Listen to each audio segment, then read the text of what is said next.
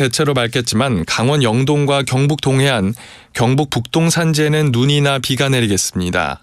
내일까지 예상 적설량은 강원 영동 중남부가 5에서 최대 20cm 이상, 강원 영동 북부와 경북 북부 동해안, 경북 북동 산지에는 3에서 10cm, 경북 남부 동해안이 1에서 5cm입니다. KBS 1라디오 10시 뉴스를 마칩니다. 아나운서 강성규였습니다. KBS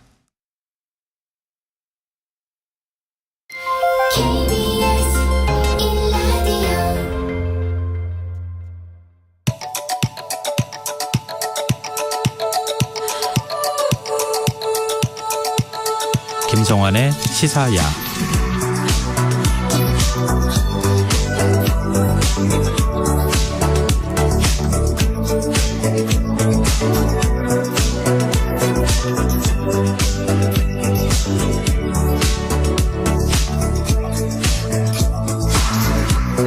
하루의 마무리, 오늘도 함께 하시죠. 시사평론가 김성환입니다. 민주당 이재명 대표 체포동의안이 오늘 오후 국회 본회의에 보고됐습니다. 국민의힘 전당대회는 후보 간 네거티브가 격화하는 분위기인데요. 한 주간 있었던 정치권 움직임, 뉴스 외전에서 자세히 분석해 보겠습니다. 북한이 어제 새벽 동해상으로 전략 순항미사일 4발을 발사했다고 밝혔습니다. 더불어 자신들을 향한 적대적 관행이 계속된다면 선전포고로 간주하겠다며 한미 연합훈련 중단을 촉구했는데요. 한반도 정세가 어떻게 흘러갈지 더 깊이 들여다보는 인터뷰 시간에 전문가와 얘기 나눠보겠습니다.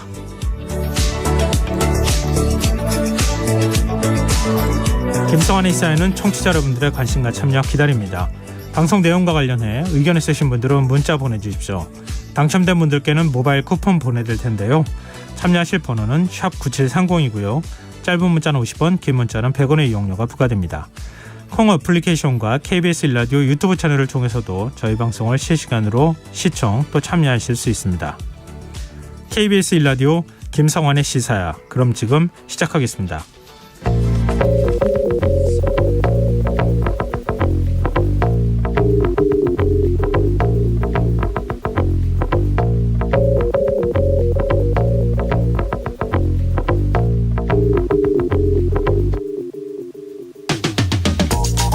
오늘은 러시아가 우크라이나를 침공한 지 꼭 1년이 되는 날입니다. 일주일이면 끝날 거라고 했던 전쟁은 결국 해를 넘겼고 여전히 끝날 기미를 보이지 않고 있는데요. 지난 1년 우크라이나 전쟁으로 최소 30만 명 이상의 군인이 사망했고 민간인 사상자도 2만 명이 넘는 것으로 집계되고 있습니다. 전쟁으로 목숨을 잃은 어린이도 480여 명이나 된다고 하는데요. 승자 없는 전쟁 속에 평범한 사람들의 일상은 점점 더 희미해져 가는 것만 같습니다. 이런 가운데 전쟁의 참혹함이 고스란히 담긴 녹취록이 공개돼 눈길을 끌고 있습니다. AP통신은 우크라이나에 참전한 러시아 군인들이 본국에 있는 가족과 통화한 내용을 공개했는데요. 한 러시아 병사는 아내와 통화하면서 민간인을 사살했다면서 내가 미쳐가고 있다. 살아서 집에 돌아가지 못할 수도 있다. 이런 심정을 토로했다고 합니다. 여기서 주목해볼 점은 전쟁 초기 옳고 그름에 대한 분별이 있던 러시아 병사들이 시간이 흐를수록 참혹한 상황에 익숙해지면서 끔찍한 범죄를 아무 감각 없이 저지르는 쪽으로 변해갔다는 대목이었는데요. 전쟁의 참혹함은 바로 여기에 있는 게 아닐까요? 걱정스러운 점은 봄이 오면 대결전이 벌어질 거라는 암울한 전망마저 나오고 있다는 건데요. 평범한 사람들이 지극히 평범한 일상을 살아가려면 얼마나 더 많은 시간이 필요한 걸까요? 오늘 밤 당신 안의 꿈틀거리는 지식충전 본능이 깨어납니다. 여러분의 자유탐구 영역 김성환의 시사야.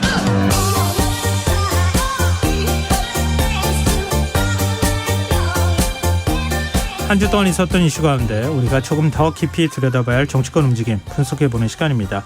뉴스 외전 늘 함께해 주시는 두 분이죠. 김민하 시사평론가, 배종찬 인사이트 K 연구소장 자리하셨습니다. 안녕하세요. 안녕하세요. 안녕하십니까. 네. 이재명 대표 체포동의안이 오늘 국회 본회의에 보고됐으니까 이제 사흘 뒤에 열리는 본회의에서 표결만 지금 남긴 상황이 됐는데요. 네. 결과가 어떻게 될 거라고 두 분은 보십니까? 부결되겠죠. 압도적으로 부결되느냐. 지금 뭐 표기선을 좀 하고 있는 상황이잖아요. 저는 거의 뭐 이탈표가 더불어민주당으로부터는 없을 것 같아요. 김민하 평론가 네. 어떻게 보세요? 뭐 요즘에 나오는 여러 가지 얘기를 종합해 봐도 이전에는 언론들이 뭐 이탈표가 뭐 28표 이상이 나오면은 뭐 가결될 수도 있다 이런 얘기를 썼지만 지금 이제 언론 그런 얘기 안 쓰거든요. 왜냐하면 민주당 분위기가 이번에는 어쨌든 이후 상황이 어떻게 되든 이번에는 부결이 맞다라고 가닥을 잡았기 때문에 그렇다면 실질적으로 현실적으로 이탈표가 나오는 것은 거의 어렵다라고 생각을 합니다. 그럼 자꾸 이탈표 많이 나온다고 하는 건 언론이 과한 해석을 하는 거예요? 일단 부결이라 그러면 아무도 안 읽겠죠. 그래도 28표의 반란표가 있을까? 이래야 또 읽겠죠. 근데 이제 그럴 가능성은 거의 없어진 것 같아요. 두 가지 차원에서 말씀드리면 네. 하나는 이제 정치 환경적인데 단단히 그냥 단속이 된 것 같고요. 일단은 이해찬 전 대표의 경우에도 원래 자문회에 나와서 부결일 거다. 이건 이제 일종의 이제 당원들에게 전달되는 일종의 메시지 가이드라인이라고 볼 수 있고 두 번째는 뭐냐면 지금 누구도 대안이 없는 상태에서 이재명 대표에게 더불어민주당에서 가결표를 던진다는 것은 거의 당으로서는 자멸하는 상황으로 판단할 가능성이 상당히 높을 겁니다. 왜냐하면 그동안 쓴소리를 해왔던 의원들도 있겠지만 만약에 그게 무기명이지만 한 3명 4명이면 무기명이라도 누군지 다 알 거예요. 그러니까 더더군다나 못하는 상황이 돼버린 거죠. 네. 그러니까 이게 지금 국회의원들이 이탈표를 던지고 뭐 이런 상황이 된다는 거는 제가 이전에도 계속 사실은 말씀을 여러 경로로 드린 것이 그것은 현실적이지 않다 이렇게 말씀드렸어요. 왜냐하면 이재명 대표가 어쨌든 당원 직선으로 선출된 대표거든요. 네. 그 대표에 대해서 뭐 이유가 어찌됐든 구속영장이 청구가 돼가지고 국회가 체포동의안을 처리를 해야 되는데 그 체포동의안에 대해서 가결을 시켜가지고 이 대표를 이제 뭐 속된 말로 잡혀가게 만들었다. 이런 어떤 그 딱지를 가지고 과연 다음 총선을 치를 수 있겠는가 이런 고민들이 있을 거예요. 왜냐하면 이게 뭐 공천권이 누구한테 있든 결국은 이 자기 지역구에서 경선을 통해 가지고 상대 후보를 이겨야 되는 상황일 경우가 상당히 많을 텐데 그렇죠. 그럼 이제 그 지역의 이제 당원이나 지지자 여론이 상당히 중요한 거거든요. 그래서 이거를 부결을 시키는 것은 가결을 시키는데 찬성표를 던지는 것은 매우 어려운 거죠. 다만 언론이 그럼에도 막 그런 분위기를 막 이렇게 썼던 것은 그런 이제 흐름도 있기 때문인 것 같아요. 예를 들면은 이게 체포동의안에 대해서 찬반 표결을 어떻게 할 거냐의 문제하고 이재명 대표를 중심으로 하는 민주당 체제가 앞으로 얼마나 더 잘 갈 수 있는 거냐에 대한 판단 이거는 이제 다를 수 있는 것이고 후자에 대해서는 민주당 내에서도 이거 다른 뭔가 대책이 필요한 거 아니냐라는 여론이 있는 상황이고 그게 좀 넓어져 가는 상황인 것 같습니다. 그러다 보니까 이제 언론이 앞서가 가지고 체포동의안 표결에다가 연결시켜 가지고 그렇게 본 모양인데 이 표결하는 거하고 앞으로의 상황 어떻게 가져갈 거냐는 지금 뭐 별개로 지금은 논의하는 과정일 것이다. 저는 그렇게 생각합니다. 네, 두 분이 또 분석해 주셨지만 지금 국민 여론은 어떤지 이것도 좀 살펴봐야 할 필요가 있을 것 같은데요. 오늘 한국갤럽 여론조사 결과가 발표가 됐어요. 그걸 보면은 국민들께서 어떻게 지금 이재명 대표 체포 동의안 문제를 바라보고 있는지 또 검찰 수사에 대해서 어떤 인식을 갖고 있는지가 담겨 있을 것 같거든요. 김민하 평론가께서 좀 여론조사 결과를 설명 좀 해주세요. 한국갤럽이 자체적으로 지난 21일부터 23일 사흘간 전국 만 18세 이상 남녀 1000명을 대상으로 조사를 했습니다. 이재명 대표에 대해서 구속수사를 해야 된다라고 답변한 사람이 전체 응답자의 49%였다는 거고요. 구속수사하면 안 된다라고 답변한 사람은 응답자의 41%, 모른다 또는 응답 안 하겠다라는 답변은 11%였다는 겁니다. 그러니까는 구속수사를 해야 된다라는 게 이 조사에서는 좀 더 이제 숫자가 많이 나온 거죠. 지역별로 살펴보면 서울의 경우에 구속수사 해라 46%, 구속수사하면 안 된다 47%, 그리고 인천 경기의 경우에는 구속수사 해라 46%, 구속수사 안 된다가 47%로 이게 오차 범위 내에서는 구속수사 안 된다가 높은 것처럼 나왔습니다. 다만 이제 대전, 세종, 충청권 그리고 대구, 경북, 부산, 울산, 경남 지역의 경우에는 구속수사 해야 된다라는 답변이 56%, 58%, 62%로 상당히 높게 나왔고요. 반면 이제 광주, 전라 지역은 구속수사에서는 안 된다라는 응답이 72%로 다수가 나왔다라는 겁니다. 연령대별로 보면은 3, 4, 50대는 구속수사에서는 안 된다라는 답변한 응답자가 전체의 49%, 52%, 51%였는데 18세에서 29세까지 그러니까 20대에 해당하는 이 연령층하고 60대, 70대 이상은 구속수사 해야 된다는 답변이 대체적으로 다수인 걸로 나타났다라는 거고요. 뭐 무당층이나 중도층에서도 구속수사 해야 된다는 반응이 더 많았다라는 거고 그래서 무당층에서 구속 수사해야 된다는 응답은 45%, 구속 수사하면 안 된다라는 답은 29%였다라는 겁니다.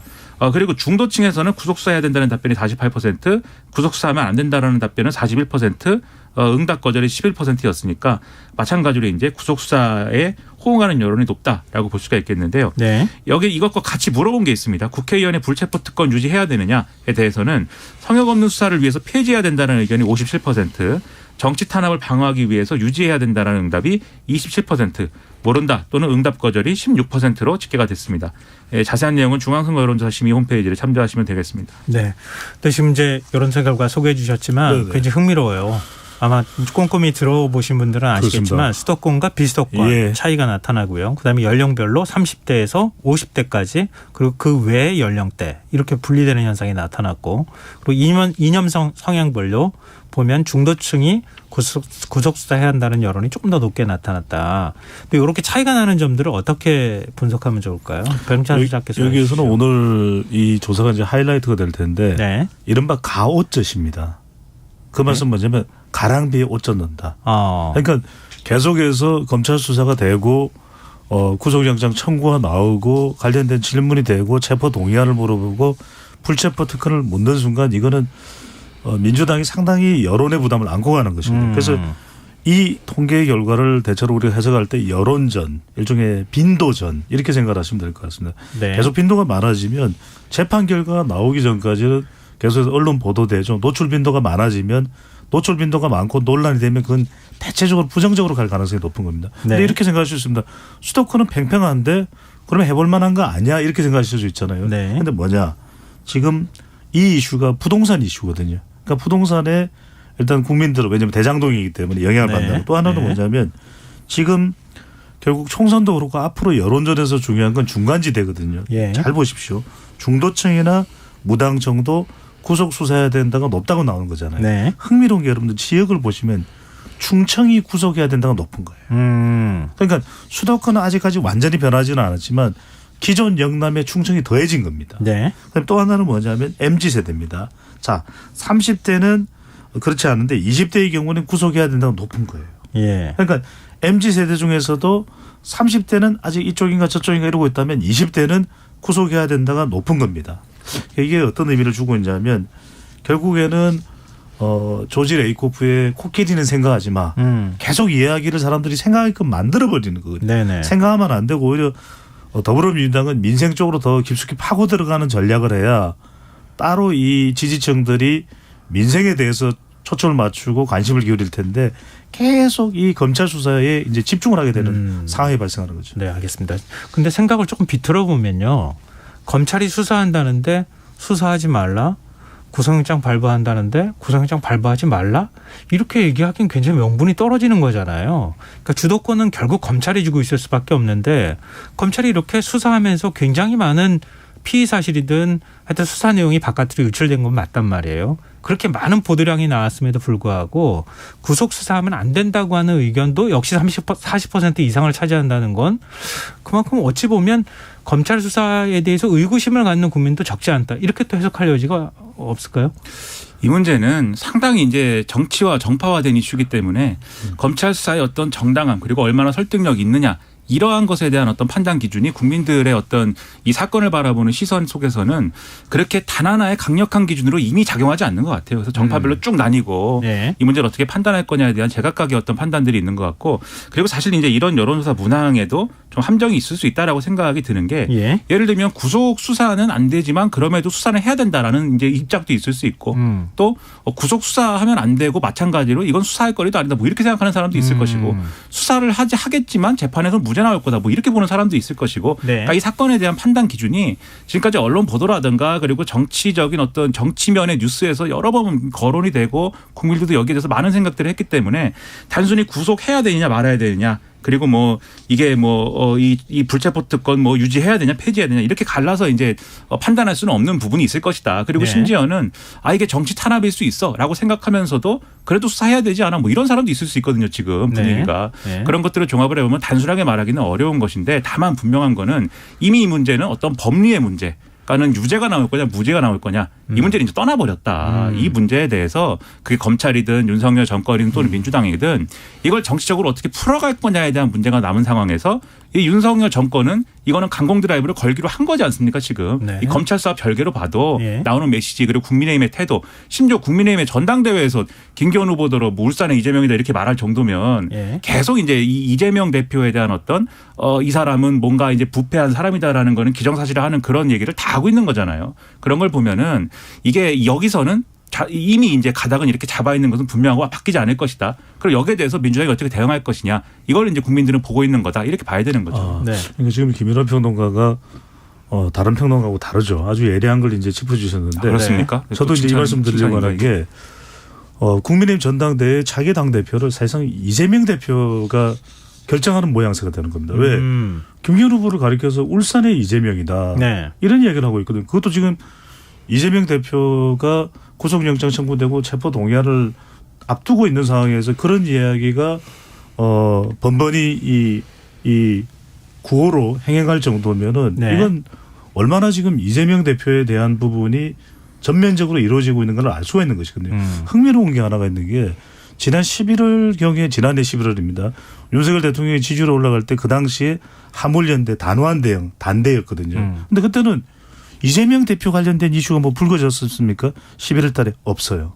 그 이야기는 그때는 일단 하물연대 쪽을 해서 보수정을 결집하는 상황이었다면 지금은 노조도 단호한 대응을 하고 있죠. 네. 그래서 회계장부 이야기를 합니다. 이게 이른바 노조 때리게 노때라고 이야기를 하는데 지금은 이재명 대표의 검찰 수사도 전면화되고 있고 노조 이 보수 강경 조치도 취해지고 이른바 양때 모드거든요. 예. 양때. 예. 양쪽 다 때린다. 그러니까 이 얘기는 뭐냐면 보수층은 보수층대로 결집하면서 중도층을 조금 더 가져오겠다.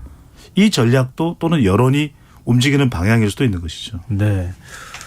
참 말 정말 잘 만들어요. 깜짝 놀라요. 변희창 소장 얘기할 때마다 양떼까지 나왔어요. 김일환 평론가를 못 따라가죠. 집에서 그 생각만 하시나 봐요. 이 어떻게 내가 또 아파요. 유행어를 한번 만들 것인가. 잠을 못 자요. 네. 죄송합니다. 제가 얘기를 괜히 꺼내가지고. 참 그러면 이런 방향으로 한번 좀 바라보죠. 좀 이렇게 상황을 입체적으로 봤으면 좋겠는데요. 네.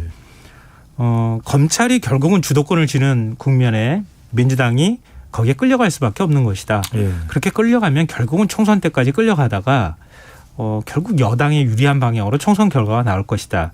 이게 대체적인 이제 분석의 흐름이잖아요. 반대로 바라보면 민주당 입장에선 어떤 방식으로든 끊어내야 되는 것 아니냐라고 하는 얘기가 나올 수밖에 없잖아요. 그러니까 그게 이제 정당 지지율로 자꾸 평가가 되고 있는 건데요. 한국 갤럽 조사에서 정당 지지율이 어떻게 나왔는지 이거 결과를 놓고 좀 다시 한번 얘기를 해보죠. 김민하 평론가께서 이번에도 좀 수고해 주시죠. 한국갤럽이 지난 21일부터 23일까지 4일간 전국 만 18세 이상 남녀 1000명을 대상으로 정당 지지도를 조사를 했습니다. 국민의힘 지지한다는 응답이 응답자의 37%, 더불어민주당 지지한다는 응답이 34%였는데 전주와 비교하면 국민의힘 지지율은 변동이 없었고 민주당은 이제 4%포인트가 상승을 했다. 그래서 지지율 격차가 오차 범위 내로 좁혀졌다. 뭐 이런 내용입니다. 네. 하지만 요거 말고 다른 조사들에서 지금 말씀하신 대로 민주당이 지지율 약세가 이어진 바 있기 때문에 그래서 이제 그러한 얘기가 나오는 건데요. 예를 들면 검찰이 이재명 대표 구속영장을 청구한 16일 날 K스탯, 엠브레인, 코리아 리서치, 한국 리서치 4개 여론조사 기관이 공동으로 지난 13일부터 15일까지 조사를 전국 지표 조사를 실시를 했는데 민주당 지지율이 26%, 국민의힘 지지율이 39%로 13%포인트가 이 차이가 났다. 이런 이제 이 결과가 나온 것이고 심지어 이 수치는 2020년 7월 이후에 이 조사가 시작된 이후에 민주당 지지율이 가장 낮은 수치를 기록한 것이다. 이렇게 보도가 됐거든요. 예. 그래서 이 부분에서 이제 그런 평가가 나오고 또 하나 이제 리얼미터가 미디어 트리뷴 의뢰로 지난 13일부터 17일까지 닷새간 조사를 했는데 국민의힘 지지율 45%, 민주당 지지율 39.9%가 나와서 양당 지지율 차이가 오차범위 밖으로 벌어졌다는 겁니다. 근데 이 오차범위 밖으로 나간 게 8개월 만이다라는 것이기 때문에 네. 그래서 이제 민주당 지지율에 대한 걱정 이런 것들이 나오고 있는 상황이고요. 이 여론조사들의 자세한 내용은 중앙선거 여론조사 심의 홈페이지를 참조하시면 되겠습니다. 굉장히 저도 이제 흥미롭게 이걸 봤는데요. 이전에는 지금 민주당 지지율이 많이 떨어진 걸로 나와서 결국 이재명 리스크 때문에 민주당이 당 전체가 사실은 지금 국민들한테 낮은 지지를 받는 이런 그렇죠. 현상, 그러니까 영향을 받는 이런 상황이 됐다라고 언론에서 대체적으로 다 분석했단 말이에요. 오늘 갤럽 조사는 다르거든요. 결집한 거죠. 어떻게 봐야 됩니까? 그러니까 더불어민주당 지지층이 또 더 결집하는 현상도 있습니다. 이재명 대표의 위기 국면에서 이건 조금 나누어서 볼 필요가 있을 것 같아요. 그러니까 이게 조사 방식이나 또 조사 시점이나 조사 기간에 따라서 조금 다른데 그래도 이 한국갤럽 조사를 보더라도 국민의힘 지지율은 조금 내려왔죠. 내려왔고 네. 지금 대통령의 지지율은 올라갔거든요. 그러니까 아니, 이게 국민의힘 지지율은 변동이 없었고 변동이 없었죠. 민주당 지지율이 37 죠. 4%포인트가 올라갔죠. 예. 그러니까 그 이야기는 대통령 지지율이 올라갔는데 국민의힘 지지율이 더 올라가지 않은 것은 결집이 더불어민주당에서 일어났다 이렇게 봐야 되겠죠. 위기 국면에서. 근데 이제 이 조사들을 보면서 좀 초점을 맞춰야 될 부분은 전체 수치도 있지만 저는 호남, 서울, 중도층을 봐야 됩니다. 네.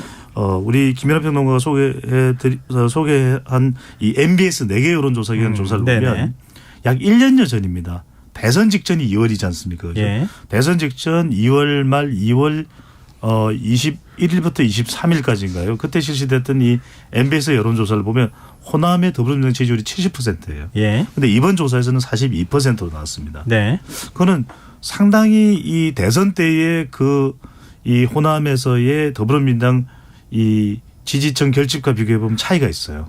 또 하나는 뭐냐면 이제 서울인데 서울도 이번 조사에서는 MBS 여론조사에서 20%대 또 중도층도 20%. 물론 이제 이 MBS 조사는 더불어민주당 지지율이 20%대이긴 하거든요. 네. 그러니까 다른 지역이나 다른 응답자 층도 층이지만 눈여겨봐야 될 부분은 호남의 변화, 서울의 변화, 중도층인데 서울은 왜 그러냐. 지난 총선 때 2020년 총선 때 49곳 지역구 중에서 41곳을 민주당이 가져갔던 곳이에요. 그래서 저는 서울 지지율이 범상치 않다. 이 부분에 초점을 맞춥니다. 네. 근데 방금 전에 말씀하셨던 것처럼 갤럽 조사는 23, 24일 조사가 됐고 21일부터 23일까지 예. 조사가 됐고 다른 두 조사의 경우에는 13일부터 15일, 13일부터 17일. 지난주입니다. 네. 그러니까 시점의 차이에 따라서 일단 이전하고 달리 민주당 지지층이 결집하는 현상이 나타났다. 그래서 민주당 지지율이 4%포인트가량 올라갔다 이렇게 말씀을 해 주셨는데요. 그럼 그 사이 뭔가 변화가 있지 않았겠어요? 변수가 작동을 했다는 얘기가 드는 거잖아요. 그러니까 김민하 평론가 어떻게 보십니까? 그냥 결집 현상입니까? 아니면 다른 요인도 있다고 보십니까? 뭐 지지층 결집이 있을 수 있고 결집을 했을 거라고 저는 봅니다. 왜냐하면 체포동의안이 실질적으로 이제 국회로 넘어오는 그 단계가 온 거고 그리고 앞서 언론 보도나 이런 것들에 대해서 이제 말씀을 드렸지만은 뭐 반란표가 나와가지고 체포동의안 가결될 수 있다 뭐 이런 보도가 계속 이어지면서 그것에 의한 이제 지지층들의 결집이 일부 있었을 것으로 보이고 네. 그리고 계속 공방이 오가는 과정에서 이재명 대표가 이제 지금 윤석열 대통령을 향해서 강하게 공격하는 거에 더해가지고 지금 이제 민주당이 이 소위 말하는 쌍특검 이런 것들을 굉장히 강하게 또 밀어붙이지 않습니까? 네. 그런 것들이 지지층 결집 이슈인 것이고 그 효과가 없을 수는 없는 것이죠. 다만 이제 이런 좀 뭐랄까요 그 불안감은 여전히 있는 것 같아요. 민주당 관계자들 그리고 지지층 안에서. 그러니까 이게 오늘 중앙일보 칼럼을 보니까는 그런 얘기를 써놨습니다. 중앙일보 기자가 뭐 정치 디렉터인가 뭐 정치부장의 위치겠죠 아마.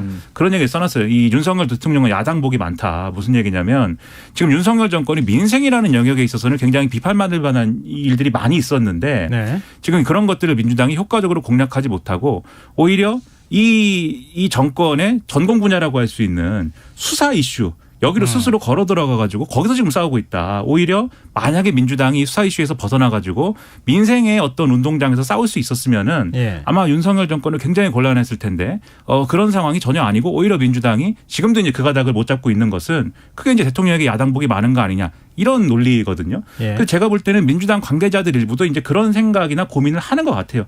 그 라디오 인터뷰나 뭐 이런 걸 통해서 나오는 얘기를 보면 네. 그런 것들을 종합을 하면 결국 지금 이 지지율에 대해서 걱정하는 목소리는 이게 뭐 지지층 결집을 막 시켜가지고 비등비등하게 버틸 수 있습니다. 민주당도. 예. 문제는 이 국면이 실질적으로 원래 과거와 같은 다른 국면이었으면은 국민의힘 지지율이 좀 이제 이 하락하고 민주당이 그 어떤 반대급부를 가져왔어야 되는 거 아니냐 이 비판이 있는 거거든요. 네. 그 점이 이제 고민의 포인트겠죠 아마. 그러니까 지금 말씀하신 네네. 논리대로 하면 이재명 대표 내려와라. 그런 얘기 하시는 오면 분들이 해결되는 있는 거죠. 거다. 그러면 민주당이 민생 문제를 가지고 치고 들어가면 그러면 결국은 민생 이슈를 민주당이 가져가고 지금 윤석열 정부가 좀 취약한 점이니까 오히려 그런 부분 때문에 민주당이 전국 주도권을 가져갈 수 있겠다. 이런 지적 어떻게 보십니까? 저는 좀 판단이 다릅니다. 왜냐하면은 지금 사정 전국의 대상이 이재명 대표에게만 머물러 있지 않거든요. 예. 더불어민주당 그리고 라임이나 뭐 옵티머스나 지금 또 최근에 관련된 여러 곳에서의 또 수사가 있기 때문에 저는 계속 이어진다고 봅니다. 이것 자체가 끝날 때까지는 끝나는 게 아니고 그리고 이재명 대표가 내려온다 하더라도 재판은 계속 있는 것이기 때문에 수사도 계속 그렇죠. 되고. 그리고 대표직에서 내려오는 것이지 국회의원직에서 내려온 것은 아니기 때문에 예. 국회 내에서 계속 될 수밖에 없고 그래서 결국 더불어민주당의 관점에서 말씀드리는 겁니다. 네. 더불어 전지적 더불어민주당 차원에서 말씀드리면 이건 이제 운동장을 옮겨야 되는 것이죠. 근데 아까 말씀하셨는데 이 한국갤럽에서 지지율이 30에서 34로 올라간 건 그건 이제 지지층의 결집입니다. 왜냐하면 지난주와 이번 주에 달라진 게 보면 호남 40대 화이트 칼라. 그러니까 호남 40대 화이트 칼라가 전통적인 민주당의 지지층들 이들이 결집을 합니다. 그러니까 체포 동의안에 대한 내용도 실제 이제 체포 동의안이 현실적으로 부각되기 이전과 이후의 조사가 좀 다른 거죠. 네. 근데 지금 방금 전에 말씀하셨던 것처럼 아니 대표직에서 내려와도 민주당 국회의원직을 갖고 있는데 어차피 수사 지금 기다리고 있는 수사가 줄줄이잖아요. 뭐 쌍방울 수사도 있고 그다음에 정자동, 백현동 또 뭐가 또 생길지 모른단 말이에요. 끊임없이 그거 가지고 계속 수사를 하면서 민주당을 압박해 들어가는데 민주당에서 이제 대표직 내려왔으니까 우리랑 상관없는 사람입니다. 이렇게 말하기 쉽지 않다는 거잖아요, 지금. 당연하죠. 그것은 당연한 것인데 네. 아마 이제 그런 주장하시는 분들의 핵심 논리는 이런 얘기일 겁니다. 그러니까 대표인 상태에서 이제 이재명 대표가 대표직을 가진 상태에서 그러한 어떤 공격이나 이런 것들을 받는 것보다는 네. 대표가 아닌 상태에서 이재명 대표가 그것을 감당하는 것을 당이 이제 어떤 뭐 대응을 하는 과정이 있을 것이고 그 와중에 다른 어떤 맥락을 만들어낼 수 있는 공간이 필요하다는 거죠. 그러니까 이재명 대표가 대표직에 있으면 그거 외에는 사실 하기가 힘든 거 아닙니까? 검찰 수사에 대한 어떻게 대응할 것이냐 이것을 어떻게 뭐 어떤 기자회견에서 무슨 얘기를 할 것이냐 이런 것들이 주가 되는 것인데 예. 민주당에 다른 리더십이 있으면은 다른 걸 할 수 있는 공간이 생기고 이게 당장은 이재명 대표의 그런 어떤 여러 가지 맥락들로부터 벗어나지 못해도 총선까지 가는 과정에 지금 이 함정을 빠져나올 수 있는 그런 길을 찾을 수도 있는 거 아니냐 이런 얘기거든요. 네. 만약에 그런데 이재명 대표가 이제 직을 유지하고 이게 예를 들어서 총선까지 그냥 쭉 간다라고 했을 때는 그거는 정해진 길이고 지금 이 상태 이슈로 총선을 치러야 된다는 얘기가 됩니다. 네. 그럼 그거 할 수 있는 거냐에 대한 불안감이 민주당 관계자 지지층에 있다고 보고요. 그러면 이제 이게 그러면 말씀하신 대로 민주당 이재명 대표가 내려오는 걸로 해소가 안 된다 그러면 이재명 대표가 이 상황을 벗어날 수 있는 어떤 이 묘수를 기책을 이재명 대표 체제로 할 수 있는 길을 또 열어야 되는 것이죠. 그게 정치적 그렇죠. 능력일 텐데 네. 사실 또 이 모든 상황이 대선 이후에 이렇게 될 거다라고 다들 예상하면서도 이재명 대표가 아마도 이 나름의 그 정치적인 역량을 통해서 열 수 있을 거다라는 기대를 민주당 지지층이 했습니다. 그렇죠. 근데 지금 그게 안 된 거거든요. 네네. 그래서 지지층의 불안이 지금 있는 거라고 저는 생각을 하거든요. 네. 그래서 이런 점을 고려해서 민주당이 고민할 수밖에 없는 그런 항목 중에 하나가 이재명 대표의 이 대표직 유지 문제일 수밖에 없는 거다라고 생각합니다. 저는 네. 아주 짧게 그냥 한 숟가락만 보태고 싶은 게 네. 왜 그러냐면은 대표직을 내려오는 그 이면에는 또 뭔가 다른 게 있지 않을까. 왜냐하면은 저는 공간이라기보다는 공천이라고 봅니다. 심지어는 박영선 전 장관의 경우에도 공천권을 내려놓으라는 이야기를 하거든요. 네. 저는 그런 이유도 있을 것 같습니다. 사실 정치라는 게 사심이 껴가지고 하는 얘기도 굉장히 많고 진짜 당을 위하는 얘기도 많고 또 아까 말씀하셨던 것처럼 뭐 공천 문제도 거기에 해당되는 네. 뭐 걸쳐 있는 문제인 것 같아요. 뭐 어찌 됐든 체포동의안이 어떻게 처리되는가 또 거기에 따른 민주당 그리고 국민의힘 대응 또 임시국회 어떻게 여느냐 이 문제는 결국 다음 주에 굉장히 큰 이슈가 될 것 같으니까요. 제가 다음 주에 다시 한번 분석해 보도록 하고 이 주제는 여기서 마무리하겠습니다. 지금 여러분께서는 KBS 1라디오 김성환의 시사회를 듣고 계십니다. 뉴스 외전 김민아 시사평론가 배종찬 인사이트K 연구소장 두 분 패널과 함께하고 있습니다. 이제 좀 국민의힘 얘기 좀 해보죠. 당권 주자인 김기현 후보 뭐 이른바 부동산 투기 의혹 문제가 좀처럼 가라앉지 않고 있어요. 김 후보가 어제 기자회견까지 열면서 의혹에 대해서 팩트 체크까지 했는데 지금 쉽게 해명이 좀 안 되는 분위기거든요. 이 지금 논쟁이 어떻게 진행될 거라고 보세요, 두 분은? 저는 이게 계속 남을 수밖에 없다. 하지만 그대로 또 갈 수밖에 없다. 그 말씀은 이 땅 의혹이 김기현 후보가 사퇴를 결정하지 않는 이상은 저는 실제 전체 판을 바꾸는 정도까지는 미치지 못할 그럴 가능성이 있다는 것이 결과적으로는 김기현 후보를 선택하는 뭐 대선 후보 경선이라면 저는 치명적이라고 봅니다. 예. 아주 치명적이라고 봅니다. 그런데 결국 우리가 논란과 의혹이라는 것은 이 전당대회 정치 이벤트의 성격이 그 윤심 그러니까 윤석열 대통령에게 어떻게 힘을 실어주느냐 그게 더 무게중심이 당원들 로부터는 실려 있다고 보고요. 예. 그리고 또 하나는 이제 이 논란과 의혹인데 이게 해명이 안 되는 게 결국 논란과 의혹은 세 가지가 중요하거든요. 구체성, 충분성, 실효성. 우리 김영권님께서 짧게 2개만 하라고 그랬는데 구체성, 충분성 짧게 하겠습니다. 실효성인데 구체성이 일단은 왜 그 노선이 굽어졌는가에 대한 부분이 안 나오는 게 가장 큰 것 같습니다. 땅을 사고 말고는 또 다른 차원의 이야기겠죠. 또 하나는 네. 이제 충분성인데 뭐 논리적으로 이제 자료를 가지고 나서 설명을 하면 다이어그램을 그리든지 일타강사식으로 선명할 텐데 자꾸만 중원 부원이 되는 것 같아요. 마지막으로는 실효성인데 이게 이 황교안 후보가 요즘 뜨고 있지 않습니까? 이게 판결문을 가지고 나서 김기현 후보 판결문입니다. 사퇴하십시오. 이게 실효성이 굉장히 이 부분에서 김기현 후보가 벗어나기가 굉장히 난감한 상황인 것 같아요. 이게 원래 설명하면 진다고 얘기하잖아요. 정치에서. 네. 계속 지금 설명하고 있단 말이에요. 근데 의혹은 가시지 않는 뭐 이런 상황인 것 같은데요. 지금 관심거리는 그런 것 같아요. 김기현 후보가 과연 1차 투표에서 과반 이상을 득표할 수 있을 것이냐. 그리고 천하람 황교안 후보가 어느 정도까지 선전할 것이냐. 그 사이에서 결선 투표는 그 실버 크로스가 나타날 가능성은 있느냐. 그러니까 안철수, 김기현 두 후보가 갈 것이냐 안 갈 것이냐. 이렇게 뭐 이렇게 갈래를 치자면 이런 것 같은데요. 김민하 평론가 어떻게 전망하세요? 뭐 이것을 사실은 뭐 어떻게 뭐 예측을 하겠습니까? 그러나 이제 지금 이제 상황을 종합을 해볼 때 평론가로서는 결선 투표는 해야 될 것이다라고 생각을 합니다. 과반 이상을 얻는다는 게 다른 이유가 아니고 지금 4후보가 나왔는데 네. 한 후보가 50% 이상을 점한다는 것이 아무리 이제 뭐 이게 전당대회이고 윤심을 겨루는 이제 게임이라고 해도 네. 이게 거의 50%에 근접할 수는 있겠지만 넘는 거는 쉽지 않지 않을까 경험적으로 저는 일단은 그렇게 생각을 하고요.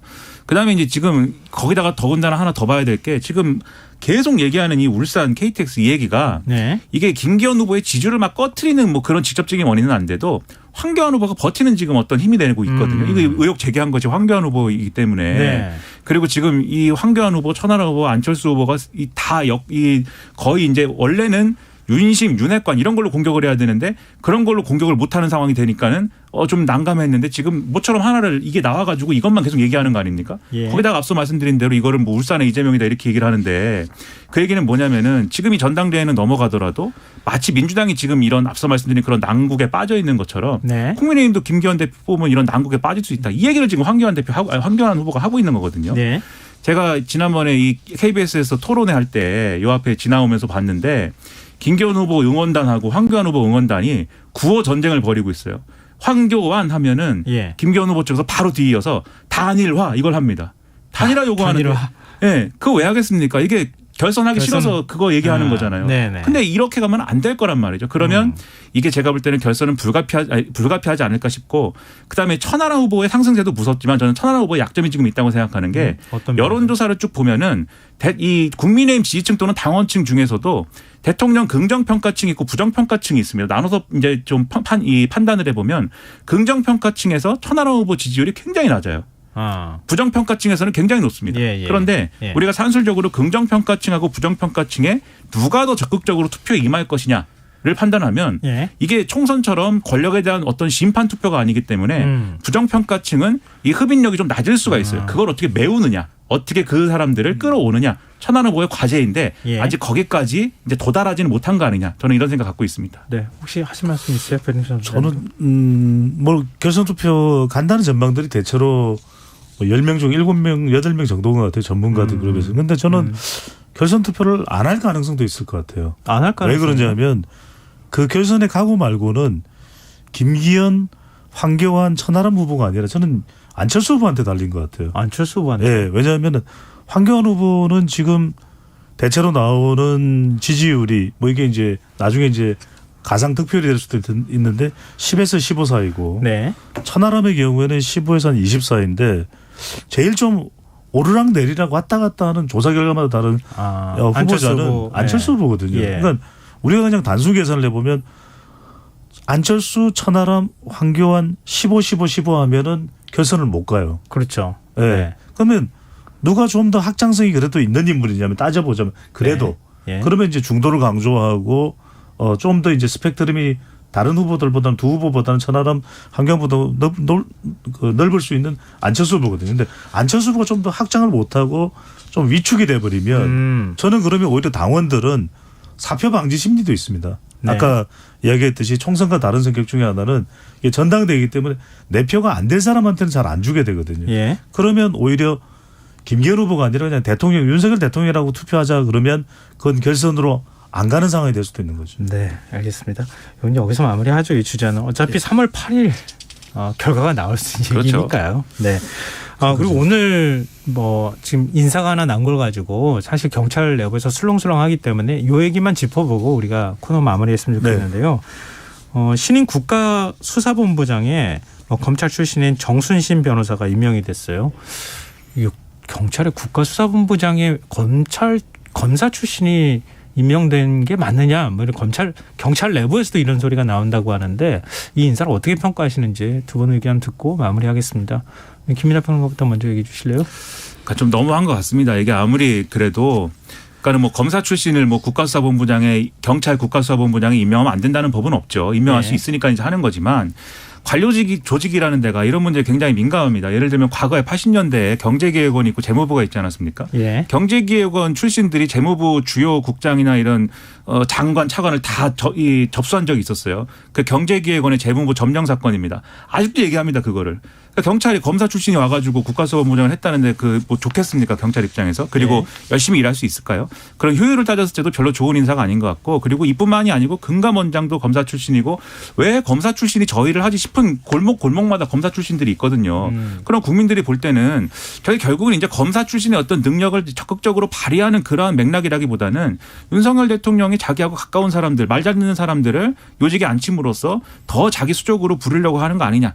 본인이 대통령이 원하는 어떤 정책이나 그러한 방향, 수사나 이런 것들을 원하는 방향으로 끌고 가기 위함이 아니냐. 이런 의심을 받을 수가 있어요. 특히 금감원장의 경우에는 최근에 은행 이 대출 금리 이 얘기까지 금감원장이 나서서 하고 이러지 않습니까? 은행 팔비트는 얘기까지 그런 거를 볼 때는 제가 볼 땐 국민들이 이거를 긍정적으로 평가하기는 좀 어렵다 그렇게 생각을 합니다. 예, 배종찬 소장께서는 어떻게 보세요? 좋게 볼 수도 있습니다. 능력을 갖춘 사람이겠거니 대통령과 호흡을 잘 맞출 사람이겠거니 정순신 신임 국가수사본부 본부장 내정자를 보면은 검사 출신이고 서울법대고 윤석열 라인입니다.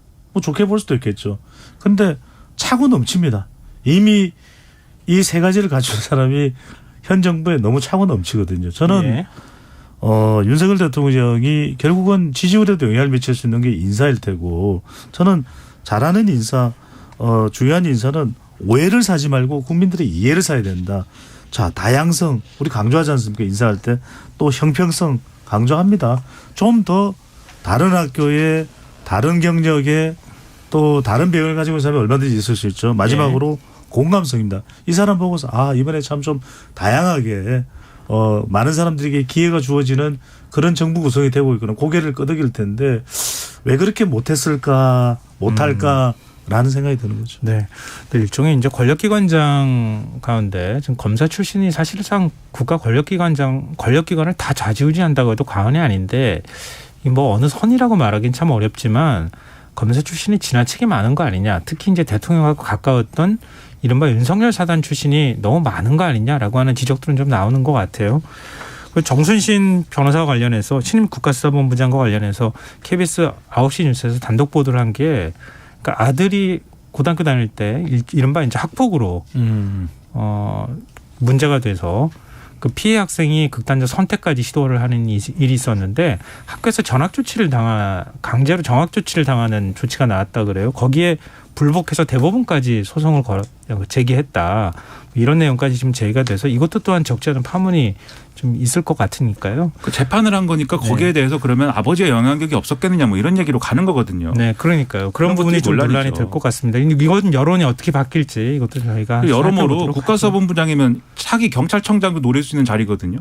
그럴 자격이 주어지죠. 그렇죠. 네. 그래서 그런 인사를 정당화하려면 검찰에도 비검찰 출신을 많이 임명해야죠. 그러면 그래야 다양성이 충족되는 건데 그건 또 아니지 않습니까? 네. 그러니까 비판이 많이 나올 겁니다. 알겠습니다. 이후의 여론도 저희가 좀 예의주시해 보도록 하죠. 오늘 뉴스 외전 여기서 마무리하겠습니다. 지금까지 배종찬 인사이트 K 연구소장 김민하 시사평론가 두 분과 함께했습니다. 고맙습니다. 고맙습니다. 감사합니다.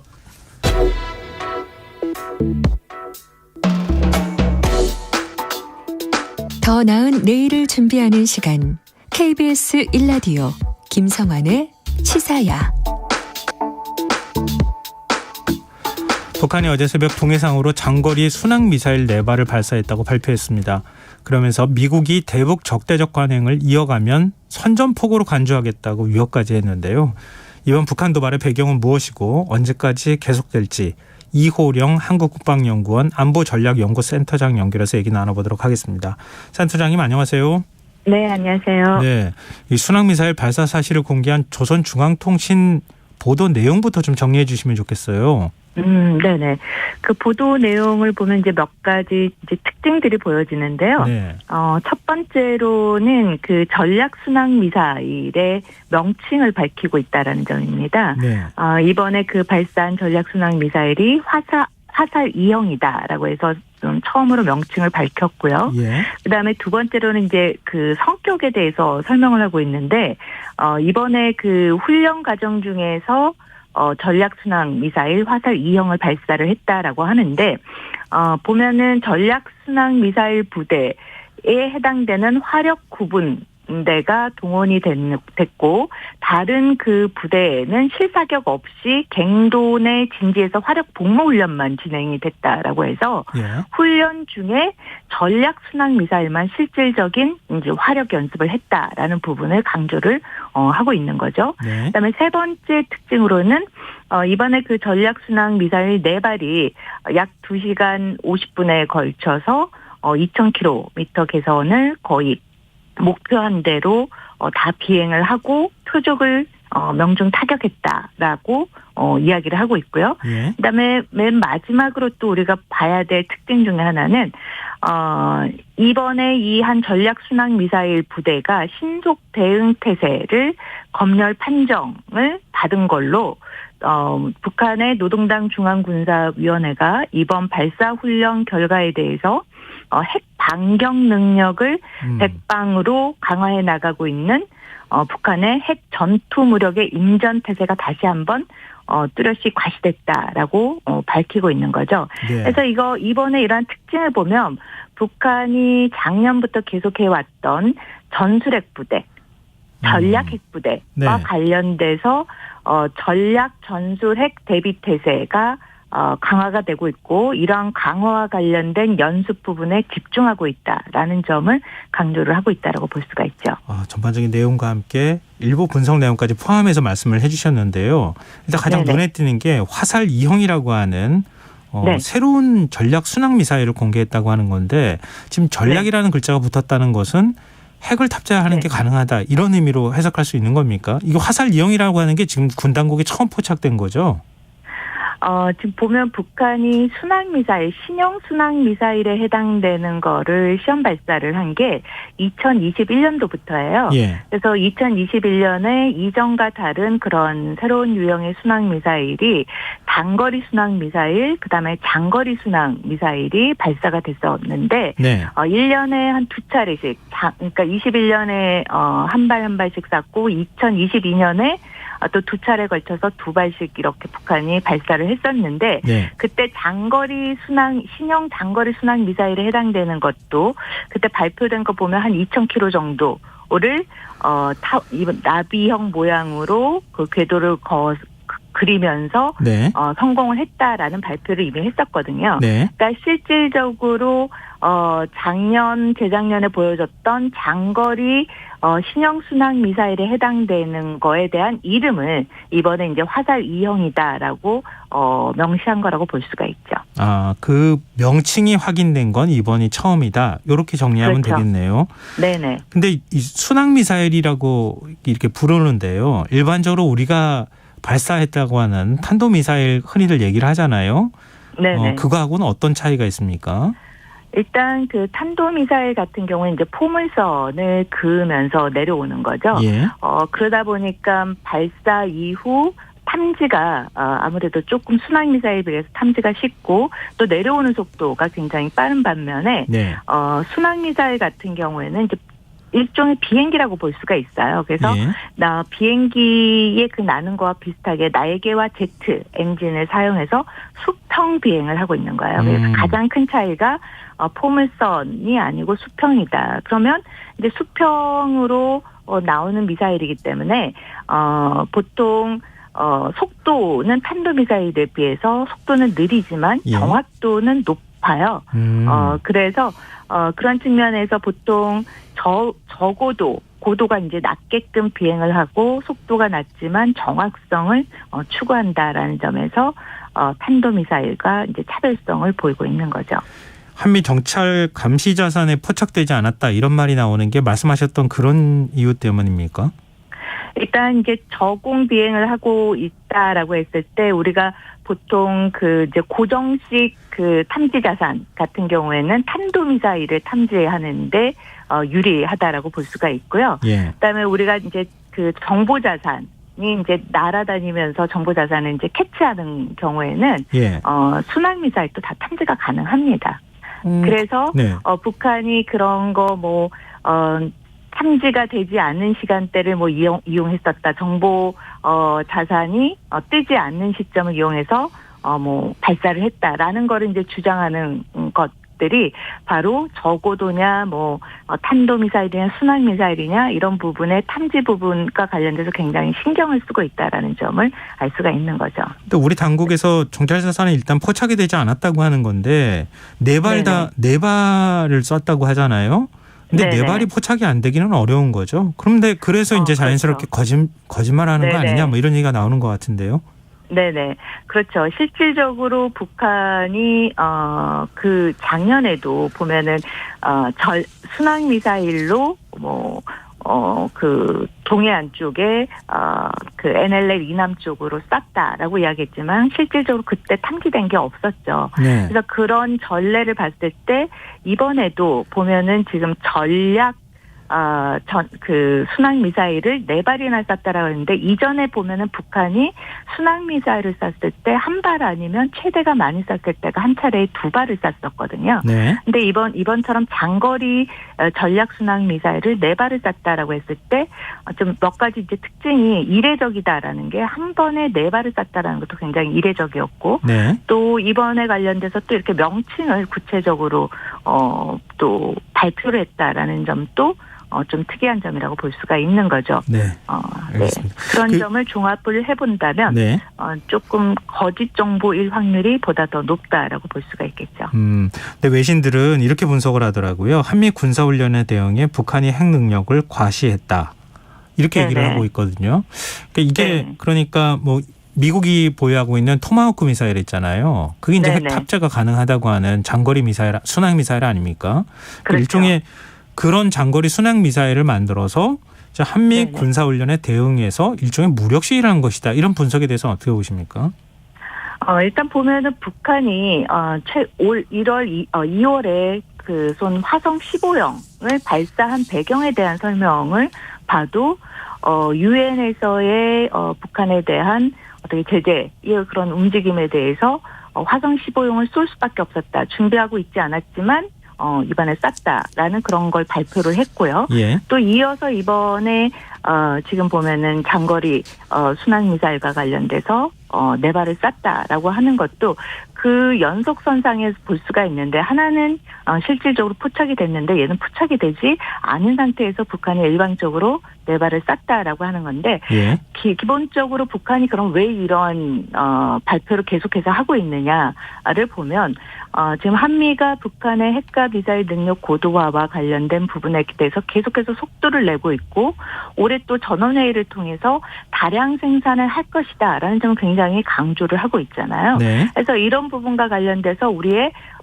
억지력 강화와 관련된 이런 한미연합훈련을 강조를 하겠다고 이전과 보다 더 강화된 부분으로서 준비를 하고 있고 앞으로도 계속해 나갈 것이다에 대해서 북한이 거기에 대해서 1대1 대응을 지금 다 하겠다라고 앞에서 이제 선전포고를 하고 있는 상황인데 그렇다면 이 모든 거에 다 그렇게 선전포고를 할 만큼의 모든 대비태세라든지 북한이 모든 무기를 충분히 갖고 무력 시위를 할 수 있을 것인가에 대해서는 좀 퀘스천이 남는 거죠.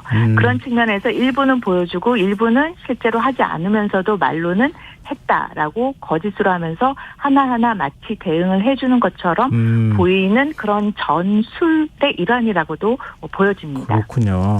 근데 권정근 외무성 미국 국장 명의로 발표된 담화문을 보니까요. 선전포고로 간주하겠다. 그러니까 한미 연합 훈련을 계속 전략자산을 전개한다거나 이렇게 해버리면은 선전포고로 네네. 간주하겠다는 거예요. 그러면은 네네. 지금 강대강 서로 지금 훈련하면은 미사일 쏘고 이런 게 지금 반복되고 있는 거잖아요. 그럼 우리는 또 전략자산 전개한다거나 이러는 건데 다음 네네. 달 한미 연합 훈련이 지금 대규모로 예정돼 있잖아요. 그럼 그렇죠. 북한이 그걸 맞춰서 정말 큰 규모의 무력 도발을 할 것이다. 이런 우려에 대해서는 어떻게 보십니까?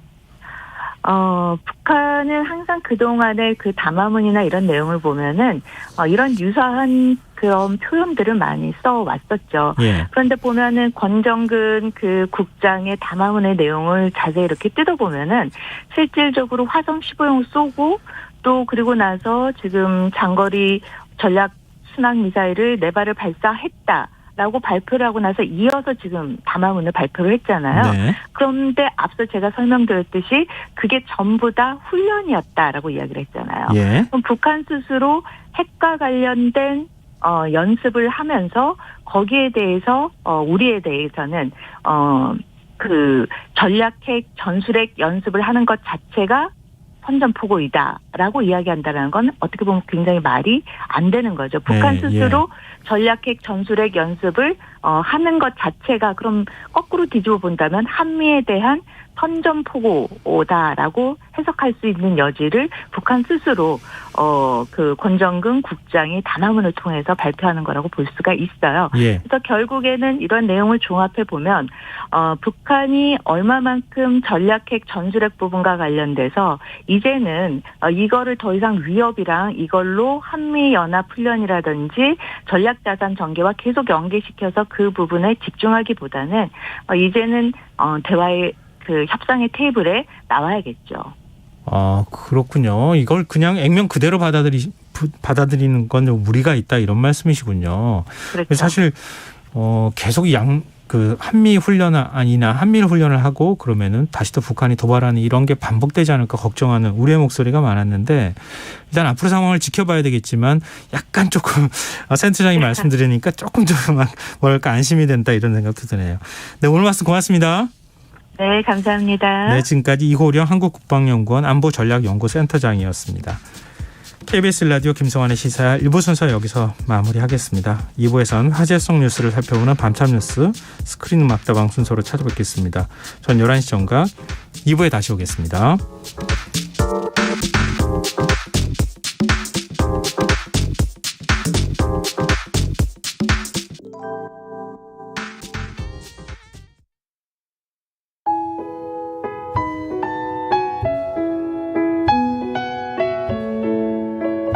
경제적인 어려움에 처한 위기 가정들이 늘고 있습니다.